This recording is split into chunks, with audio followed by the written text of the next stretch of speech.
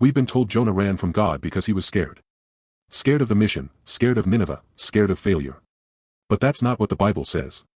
The truth is darker. More uncomfortable. And it reveals something about human nature that most of us don't want to admit.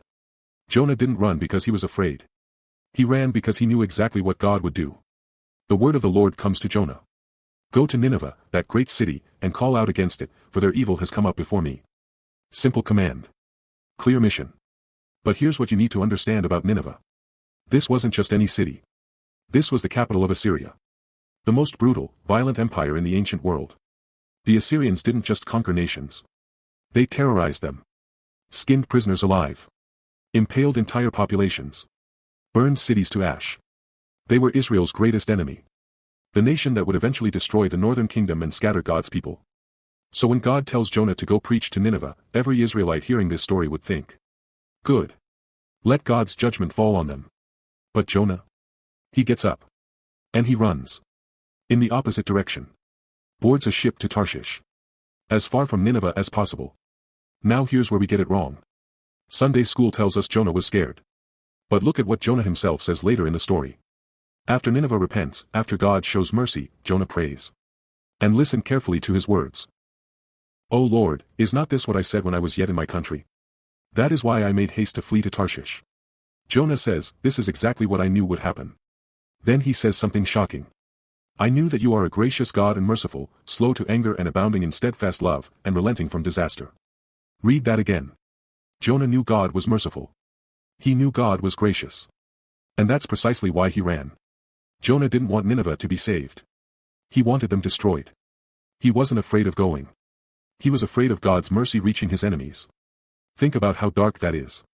Jonah would rather disobey God, risk his own life, get thrown into the sea, spend 3 days in a fish's belly, than see his enemies experience God's forgiveness. This isn't a story about cowardice.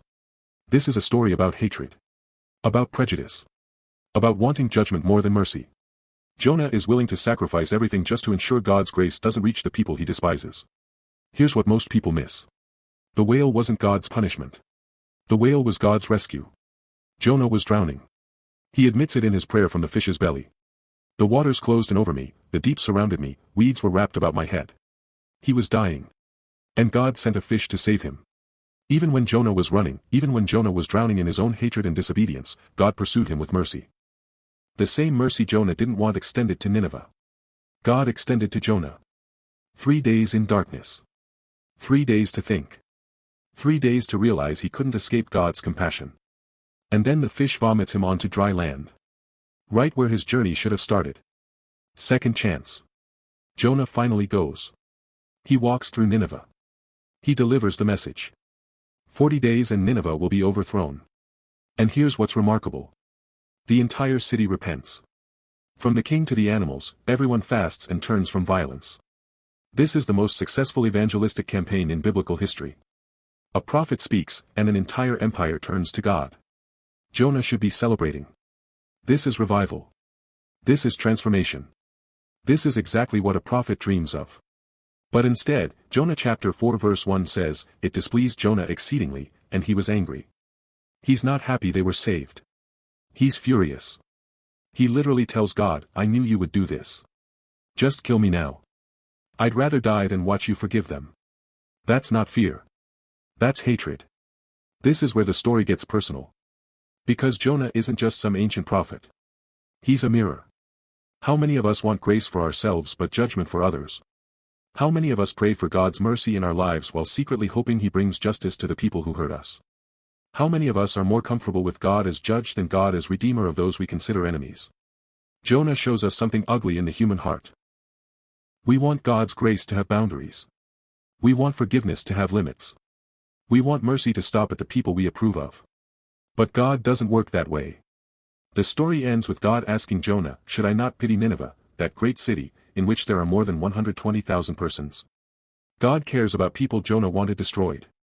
God has compassion for those Jonah considered beyond redemption. And the book ends without telling us Jonah's response. It leaves us with the question hanging. Will Jonah accept God's boundless mercy? Or will he stay bitter? So here's the real question. Who is your Nineveh? Who are the people you'd rather see judged than saved? The political opponents? The person who hurt you. The group you consider too far gone. What if God's mercy extends to them too? How would you feel? Because here's the uncomfortable truth.